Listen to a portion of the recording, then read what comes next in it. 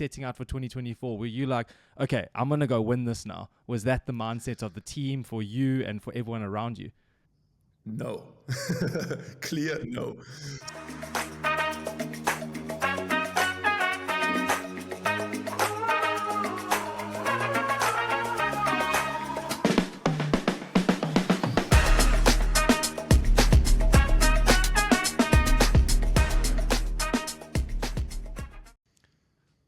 All right. What's up, Kevin Gallas? Welcome to the World Hard Enduro podcast, man. Thank you so much. Happy to be here. Yeah, the last time I think we saw each other was at Red Bull Romaniacs, where for those of you that are listening that maybe don't know, which you probably do know already, that Kevin took the win in the bronze class, which was pretty epic. Yeah, it was a crazy experience. I've been at Red Bull Romaniacs a couple of times now, and this year was for sure the most interesting one so far. How many times have you attempted Red Bull Romaniacs? I did it once in 2017 in the gold class. And I was, it was back then my only goal was to be the best hard enduro rider, super enduro rider in the world. And I tried it once and I finished it, and I finished every day. And it was probably the hardest week of my life, or one of the hardest weeks of my life. And then I was like, okay, I'm good. It's a bit much. And it's also quite an expensive race to do, especially in the gold class. And I didn't come back after that, and only came back last year with Paul together on the big bikes when that opportunity came. And then again this year. So it was only my third time. Yeah. How does a project like this come up with you entering an ADV into Red Bull Romaniacs? Like, I don't think many people are thinking about it like that, but I guess the connection with Paul and his team, has a link to it. Yeah, it's funny. Like, also on the internet, some people are commenting like that I'm trying to copy Paul or anything. We're actually super close friends for, I don't know, 4 or 5 years now. I've been living at his place during the winter time when we were training for Super Enduro, back when he was still racing Super Enduro, riding for a private team, me riding for a private team. So we go way back, and yeah, obviously he was quite early in the switch to the adventure bikes and his vision, what we could do with them. I was also quite early. The first video I did was in 2020, I think, so already some time ago with a Tenere.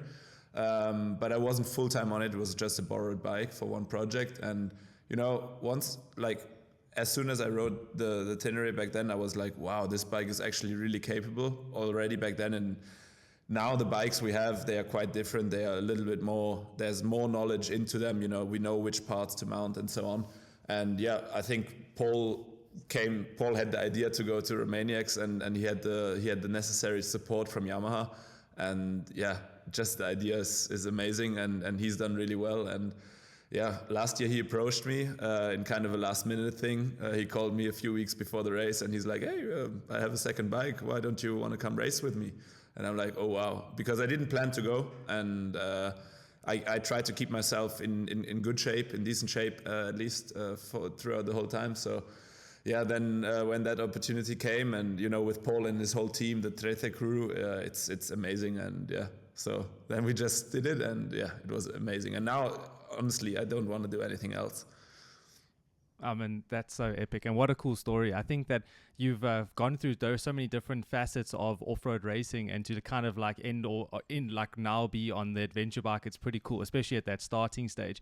When you did the 23 Red Bull Romaniacs, how did you find it? Did you finish well, or like how did you find it on the first time attempt on it? Well, it was really crazy because I had a Tenere myself back in that time, but a standard one and the world raid, so the one with a big fuel tank.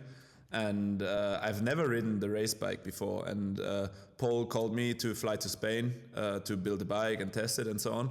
But then a couple of parts were missing, as it's always the case if it's quite last minute. So I actually ended up driving to France to the factory team's headquarters to finish the bike. And I tested the bike there for half an hour on a flat surface, like on a little corner track. And then the only time I've ridden the bike was in the finish arena before Romaniacs. So I've never actually ridden the bike before last year's race. So like properly, like we played around, did a few wheelies, and it felt good. But then you go immediately into the prologue, which is like probably the most difficult thing for the big bike, you know, because it's so intense, it's so many big obstacles, and yeah, it was a really, really hard one for me, especially riding wise. I think I fit really well for the big bike because I'm quite tall, I'm quite heavy and strong, I would say, compared to most other riders, and so the bike fits me really well. So I can adapt my riding style really well to it. I fit perfectly size-wise. Like, I'm not on an enduro bike now. When I go on the enduro bike, I feel quite small, or the bike feels quite small. And yeah, so it was a really big learning curve, you know, for me. Or actually, the plan was back then to ride together, that we create a storyline together of helping each other. But then Paul ended up winning the prologue. And then they were suddenly like, oh, wow, we could maybe go for a win or go for a podium in the overall. So the team decided that Paul is trying to do his race and I'm just trying to finish and get the second bike to the finish line. And it was really, really difficult. I didn't expect it. I rode gold, so I knew, okay, for my head, there won't probably be anything like super crazy, like, you know, just for the mind, like, oh, wow, that's such a big uphill. But then the bike is so big and heavy, and like if you crash, it's really hard to get it back up. And like, it's also, you know, it's the small stuff. The enduro bikes, they are so well built, you can throw them. We all know the videos, the crazy videos from the internet. You throw them away, nothing happens, and with a big bike, it's just not the case. If you crash, most likely you're going to damage something. So it was a really, was a crazy experience, really, really difficult. I had many mistakes on the first day, damaging stupid parts, just me messing up. It was not the bike's fault, you know, it's a 200 kilo bike, and when you drop it on a rock, something's going to break. So it was a big learning curve. Second day, I really didn't push at all. I just rode and it finished well. And I rode, I think, top 30 round. So I knew, okay, the pace is quite good already. And then third day, last year, I had a small crash and we broke something on the electronics. I'm not sure what happened exactly, but I couldn't get the bike starting again. So then it was a big rescue mission to get the bike down the hill, I don't know, 7 hours or something, because I was stuck in the middle of the hills with a 200 kilo bike that's not running. And yeah, just good. I finished the last day, finished in one piece, made it to the finish. Unfortunately, Paul hurt himself on day 3, I think, and he couldn't finish. And so yeah, I finished, which was basically the goal. But yeah, I was a bit disappointed to do a lot of damage to the bike, and yeah.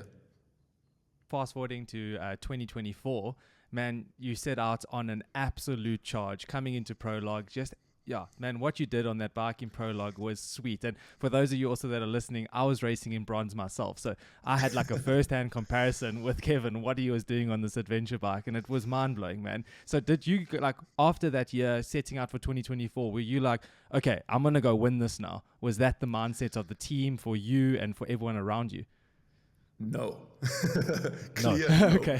So after Romaniacs last year, I got in touch with Yamaha directly, also with the help from Paul and his team, and I got myself a Yamaha ride, which is amazing. But unfortunately, I didn't get a Tenere until May this year, and it was a rally bike, so not exactly what we ride in Romaniacs. It's similar, but it has a big fuel tanks. It's a bit heavier. So I did some riding on that, not so much, and not really comparable to Romaniacs, I would say. And I always wanted to do it, and I was waiting, or like kind of being in touch with Paul if we're going to do it again or not. And then I ended up getting a dealer in Germany to support me for the race, because it's, you know, it's a big mission with a Tenere. You need proper team staff, you need proper bike. It's really, it's not as easy as on an enduro bike. And actually, I got the confirmation of everything, of all budgets and everything, 4 weeks to 3 or 4 weeks before Romaniacs. So, and then at that stage, I didn't have a bike. It was not built, and I didn't do any practice on the bike. So I did 2 days of riding. I did one motocross race on the bike. So the dealer, actually, Lars from Motorradke, really amazing guy. He built the bike in 3 days, which is amazing. Like getting all the parts, building the bike in 3 days. It's pretty crazy. So after the first call with him, 3 days after, I got the bike. Then I did one motocross race on it, it was just the closest thing I could do. You know, in Germany we don't have so much riding where you can like actually practice, so I just did a motocross race to get a feeling, and I did 1 day of enduro riding, and then we went to Romaniacs. So again, not so much preparation on the bike. Actually, not really any proper preparation on the bike.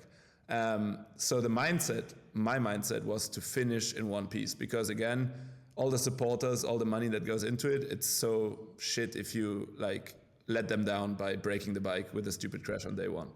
So I just wanted to do a good prologue. I finished 9th overall last year in the prologue without any preparation. So I had a little bit more, so I knew maybe I could do like top 10 prologue again, which was a good starting position. And then my goal was just to finish every day. And like in my mind, the goal was maybe, you know, a top 10 overall would be amazing, because it was never done before. Paul unfortunately crashed the last 2 years. I think his best overall finish was 18th in his first attempt. But I also knew he won a day overall last year, so it is possible. But also, of course, if Paul, he's such an amazing rider, he's so strong, he's so knowledgeable as well. If he crashes and gets hurt, you also know kind of the risk you have to take. So the win was I never even joked about it. I joked about a podium overall with Sandro, my best friend and media guy. I was like, yeah, man, imagine if I'm on the podium. So yeah, that was really the mindset. And there was nothing about winning at all. And then I did a really good time in prologue, I think. I'm not sure. I think 15 seconds faster or something. Yeah. But I got a clean run. You know, it was after that water hole, the tires, that was like the game changer, especially with the big bike. And I just made it really nice. And the rest was okay for me. And then in the main race, in the prologue, I struggled a lot. In the tires, I got stuck every lap. But I still got 3rd, which was amazing. So I had to start out first on the first day, which I never opened the Romaniac stage before. I didn't practice any navigation this year. I was just in a good mood, you know. I had the best team around me, all my friends, also Marco and the Endurites crew from Croatia. It's a tour company there. I've been friends with them for 10 years. They started my whole Enduro journey, and they were like my service team. They did the service. And it was just a good vibe, you know. We had good music every morning and stuff, so it was all very positive. And then, the race started, and it was just, it went really well from there. It was a faster day one as well. So I think like I remember when we finished together under the Red Bull arch there, you said like that was one of the best days you've ever had on a dirt bike like in your whole entire life, because that day one was, and I wouldn't say it was fast, don't get me wrong, there were its challenging sections inside the forest, inside some riverbeds, but a lot of it was pretty flow and like you could get into a good rhythm. I mean, we're talking about 170 Ks odd, right? Or 150 Ks. So yeah, it's a big day on the motorcycle.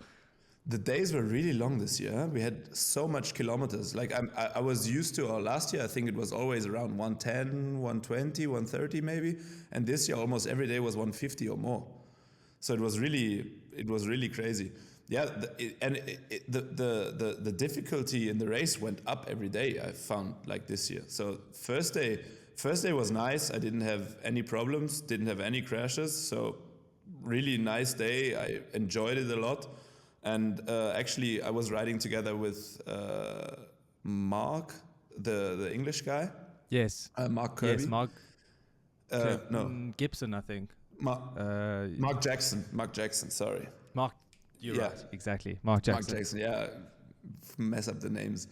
And I was riding together with him, and he passed me, and then I didn't pass him back, and I thought, like they're just too fast. I'm not going to push that pace. And then I arrived to the finish line, and nobody was there. They didn't even set up everything like for the finish line yet. And I'm like, wow. And my friends arrived who did the video stuff, and they're like, yeah, you have 7 minutes lead or whatever. And I'm like, what? I didn't even believe it. And I even said in my interview that I didn't, like, the plan was never to win day one. I just rode and didn't even like really push it, you know. I for sure, if it was fast and if I could feel that the bike was working well in the track, I was like going, but I didn't like necessarily push too hard on day one. Yeah.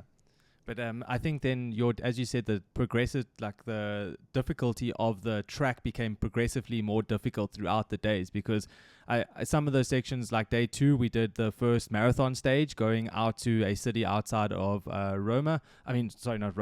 Sibiu, and then the day 3 making our way back, and those sections there started to get a lot more techy, a lot more slippery routes inside the forest.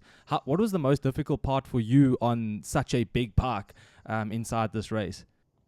Yeah, there was a couple of, I separated the track in 3 different parts, I would say. It was the fast and open parts, where the bike is amazing, and I could feel, I could visually see it when I was passing other riders, but also feeling it from the bike, the feedback you get from the chassis and everything, and also the suspension. The bike was perfect there. I could really go as fast as I wanted. I felt safe. The bike was really comfortable. And so that's when I would push, when I would start to try to make up time. Then there was the sections that were really technical, uphills with rocks and stuff. There just try to also push, but also on a technique level. So just riding really perfect technique, not crash the bike, not mess up the lines, look far ahead. And I think I was pretty on pace, I would say there. I didn't lose too much time. But then there was these narrow sections that were not super difficult, but it was just really hard to move the bike around, and you could just see when I was seeing other riders that I was just losing so much time there. Especially I think it was day 2 or day 3 before the service point. I'm not sure. There was this section in the woods which was really tight all the time, around trees. And we have the big fork on the bike, the 48mm fork, so you don't have any steering angle at all. It doesn't turn. You cannot turn on a double track road. You have to reverse. So the steering, the turning angle is really bad. And it's just a lot of manhandling going on there, you have to be really smart with the line choice. And also just on all the narrow trails that are kind of loose, you cannot drop down below the trail, because you cannot really lift up the bike. You can, but it takes so much energy. So I think the most difficult parts for me were not the hardest ones, but more the really narrow off-camber stuff, tight between trees. That was probably the most difficult thing to get right on the bike. Yeah, you spoke about suspension now, and what do you do to this Tenere to make it, Red Bull Romaniacs-ready? It's not a hard enduro motorcycle, but yet it's winning the bronze class.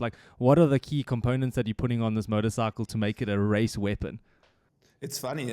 I also get a lot of questions, or there's a lot of rumors on the internet. Oh, it's not a Tenere anymore. It's not. It's this crazy contraption. Actually, to be honest, it's exactly the same modifications as we do on the enduro bikes. Before I was riding a Gallas enduro bike, and it's literally exactly the same things done to it. I have different wheels, which we also do on the enduro race bikes, to have stronger rims and stuff. Tires and mousses, obviously. Then I have a different front brake, because the Tenere has standard 2 rotors in the front and a full ABS system and this street pump. So we change it to 1 disc. But also on the Gallas, for example, it has the braking brakes standard. So every racer kind of swaps them to the Brembo. So the same modification there. Foot pegs, seat. I run a taller seat and lower foot pegs, so I'm a little bit more comfortable with my height. Grips on the handlebar, obviously, to feel comfortable.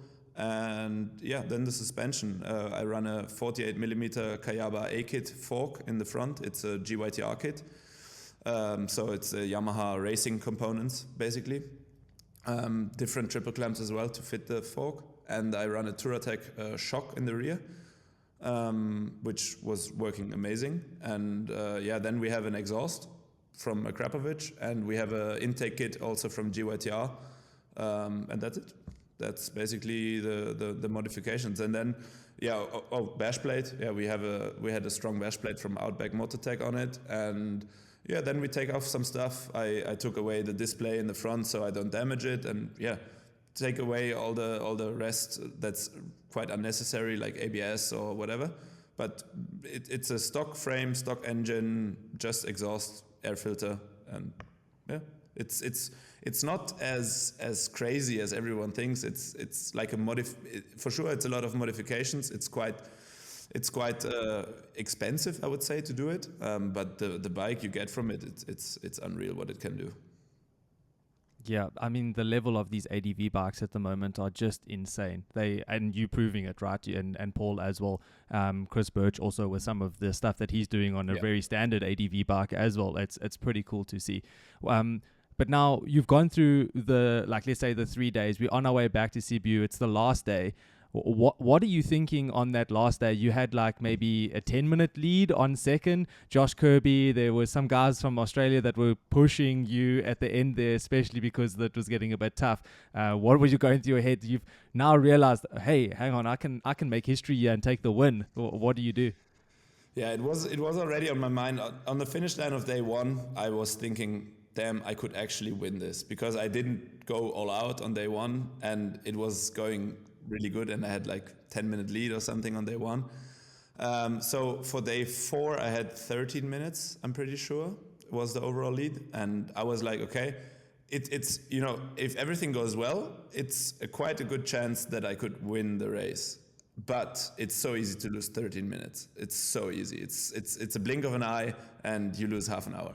So I was trying to be cautious, but also trying to have the pace to match the others, because I was also sure that especially Josh, he was riding really well all week, that he was going to push. He looked quite fit and strong on the bike, so I knew he was not gonna let down the pace. So actually day 4 was the first day I didn't start off first, because day 3 I lost quite some time. So I started 5th, I think.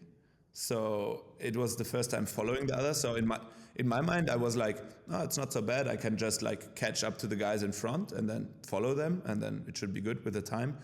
But day 4 was a mission for me. It was for sure the most technical day. I think day 3 was the hardest on the physique, on the body, at least for me. But day 4, especially in the morning, we rode all the silver downhills, I think, because I was always with Chris Birch and the other guys riding together. And I had good downhill pace that was helping me a little bit, and also on the fast parts. But yeah, I was just struggling a lot in the uphills on that day. I made a couple stupid mistakes. Then I came down one forest section, and there was Mark Jackson. He crashed or had head on into a tree, and he was unconscious, and I was like, fuck, I never seen that happen before. So I stopped and tried to help him. So it was a full mess that day. Then I broke the Tenere has the gearbox shaft is on the top, and you have like this lever or this rod. Yeah, the shift rod, and I broke it. So I had to shift the last 1.5 hours to the service point with my hand, only second and third gear all the time, because you have this lever that you can pull. So it was, yeah, and then it was a really crazy day. And then I had 2 big crashes. One where like just lost the front and like head on into a tree. Luckily nothing happened, didn't break anything on the bike, but it hurt. And then I had a weird crash. I lost the rear, fell off the side of the bike, and the handlebar hit me in my eye of a 200 kilo bike. Yeah, so I actually have the goggles here. I can get them later. It's crazy. Luckily I was wearing Oakley goggles, and they were like they have this really strong lens, but it looks like you put a hot knife and you press into them. They're really molded, and it's crazy how it looks. And one guy, there's actually also a video from the finish line. He stopped. Luckily he was right behind me or something. He was, I think, in iron class. And then, I was laying there, the handlebar in my eye, and he thought it's in my eye. He was scared to lift it up, and then he helped me, and then I just left, and yeah, I arrived at the service point like completely done, really tired, emotional roller coaster. And the team, I think also Paul's team helped me there. They gave me also some spare parts because I needed quite a few things. That was the only damages I did in the whole race. But yeah, it was 5 people at the same time working on the bike.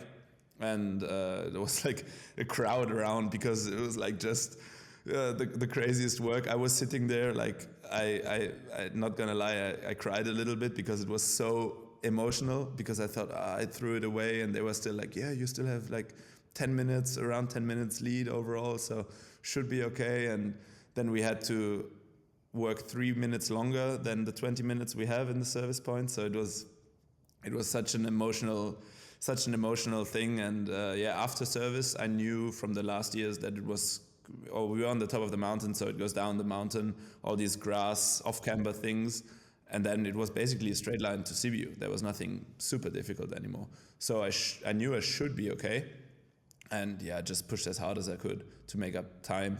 And it was a crazy day, man. Did you end up also getting caught out from those train tracks just after we gave our GPSs in? There were like train tracks going across the track, and you could kind of look like you can double it. And if you tried to double it on the other side, there was a massive hole. And I don't know, like a lot of people actually got caught out of this. Did you get caught out on this section or not? No, Okay, good. I don't even remember. Yeah, great. Okay. Yeah, it was almost like just before we get into the finish line section. And then also, did you try to get up, or did you get up the main hill, the finish line hill? Yeah, I was riding together with one silver guy, like almost all the end, under the bridges, like when you come next to the river. And he was in front, or I let him go in front because I didn't want to hold him up, because he was also fighting for the podium, I think, overall. And he unfortunately made a mistake on the top and didn't quite make it, and I didn't wait long enough, but I was also in a rush, so I was like, it was this weird situation, and I tried to go up, and I think my speed would have been good. I think I would have gone straight up, but I had to go around him and then caught my foot peg on an edge and then fell back down, but I could traverse, and I was on the top section already, so I only had one really easy uphill, and then I was at the top. So unfortunately, no cool video of Kusturica uphill for me, but it was enough. I think a lot of spectators that are watching Red Bull Romaniacs, especially that final hill climb on TV, I don't think they realize actually how difficult the chicken line is actually as well. So I kind of didn't give it the full beans. I probably should have, now looking at what the chicken line was, but I took the first, like the second exit, I think it was, and it was just like a off-camber wall that was more intimidating than what the main hill climb was. And I was like, probably one of the most difficult sections of the race. I'm like, how am I going to get up here? But just full send mode and just straight up to the top, trying to make it happen. But yeah, it's a pretty crazy feeling, right, to get through those sections. Yeah, it's ecstatic. It's you cannot really compare it to any other race, because there goes so much into it. All the preparation, all your friends, all the week they had. It's so much that goes into it, and then this last section, especially now this year, we had this like non-timed zone before after the GPSs. So it's like the race stops, and then you have another race for like 5 minutes. And I was a bit scared that I lost some time with my crash, and then getting like the off-camber, I lost for sure a minute there. But I heard after that the chicken line was really difficult, but I didn't have to do it. I only had a really easy one on the top. So I was only 45 seconds slower, I think, than the first guy on the last checkpoint. So I actually didn't lose so much time. Yeah, dude. And so coming across with the finish or the win inside 2024, that is so sick. Well done, actually. That is really insane. But for those of you that are interested in 2025, I know that, and we all know that entries are opening on the 1st of October.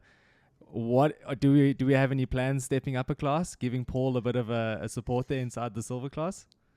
Actually, no. I'm not sure. So okay. Clear no from my side.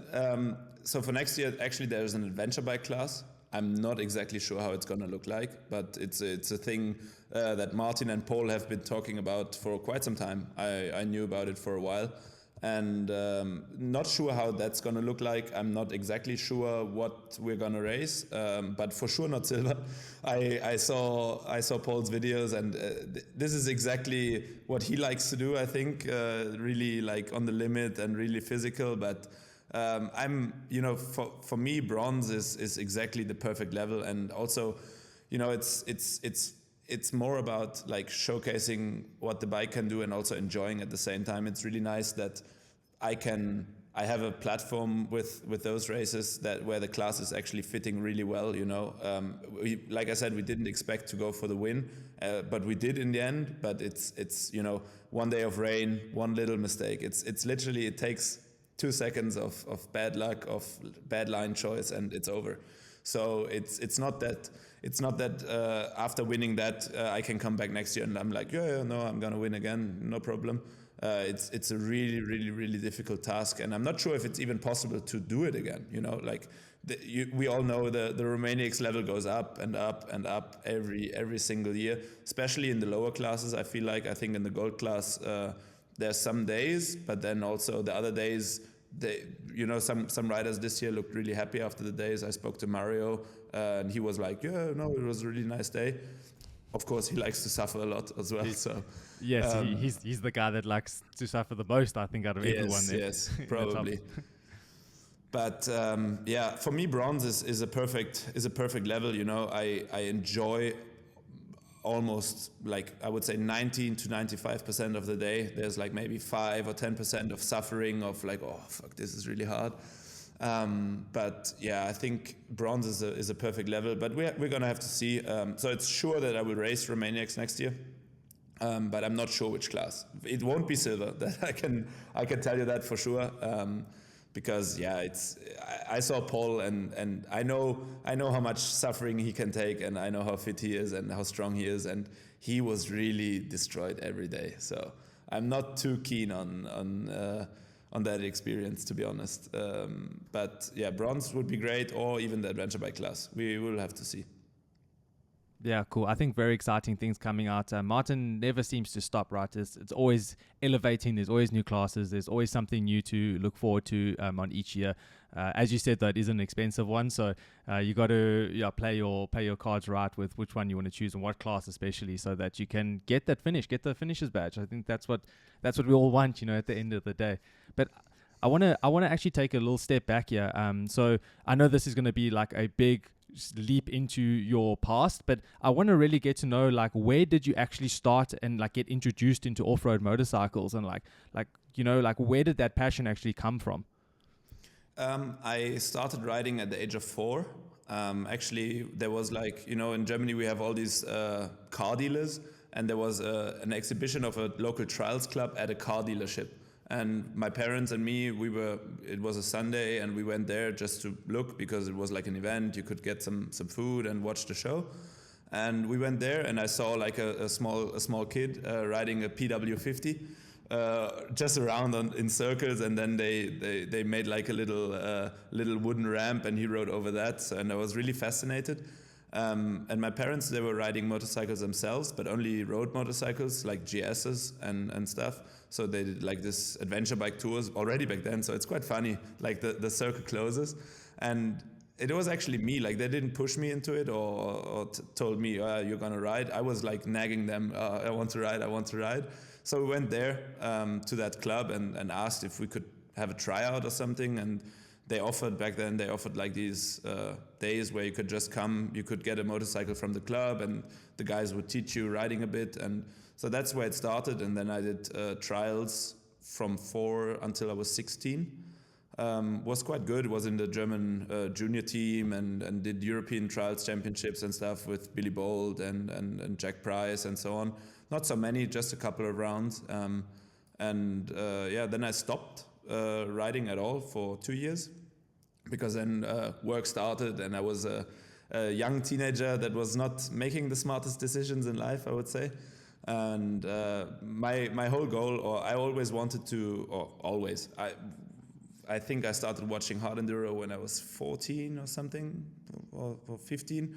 And I always found it really cool, back then, Andy Lettenbichler, who I knew from trials as well, and also Chris Pfeiffer, who was a German trials guy. He won Erzberg a couple of times. So there was this crossover always from trials to hard enduro, and also Johnny Walker came, and Alfredo switched from trials to hard enduro.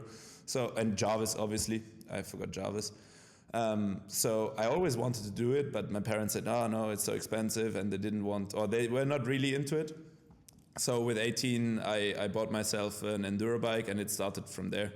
And then just started riding for fun a little bit, and then I was in Croatia at Marco's place at Endurides, and I was riding with him, and he was like, "Wow, you're quite good. You should do some races." And I'm like, "Oh, well, what?" And then he's like, "Yeah, Erzberg is in a couple of weeks." So then we went to Erzberg. It was my first race. And I did good. I think for no experience, I had trials boots on and some KTM pants, and no experience whatsoever. And I finished 64th or something, so not so bad for the first year. And then I was quite lucky. I had a German clothing brand supporting me back then, and they actually offered me a pro contract for the next year. So it was fully paid deal actually from the second year riding.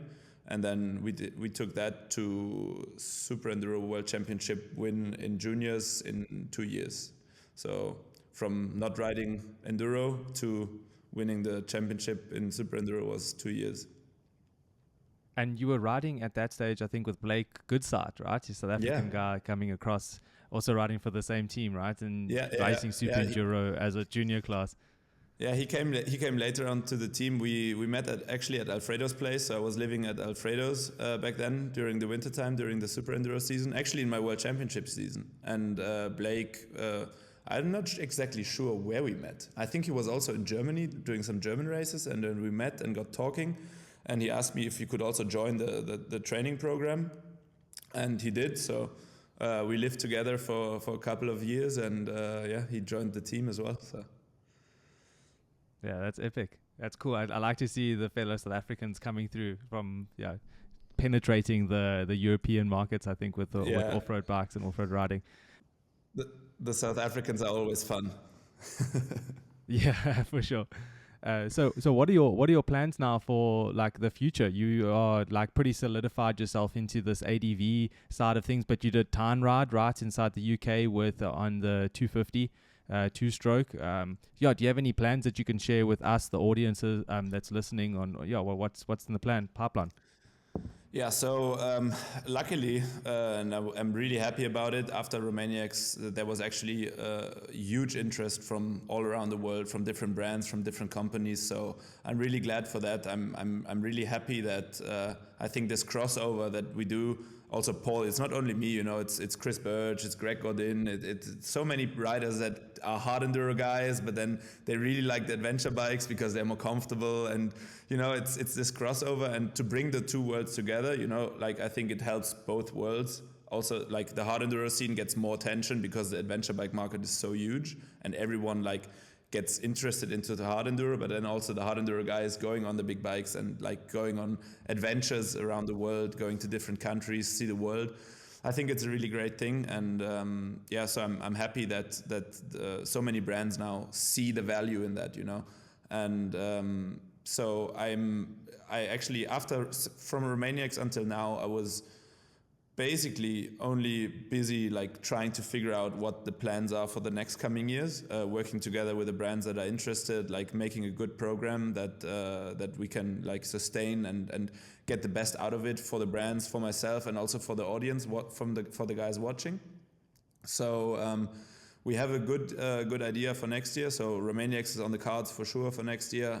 There's a couple other races. Actually, there's one really big race this year, which is not hard enduro, but we are in the final stages of planning. Again, really expensive, really a lot of work to get there. But I won't teaser it too much. But if it works, it will be another. It's on the level of Romaniacs, I would say. So I can tell you that. So that will be coming this year maybe, and then for next year.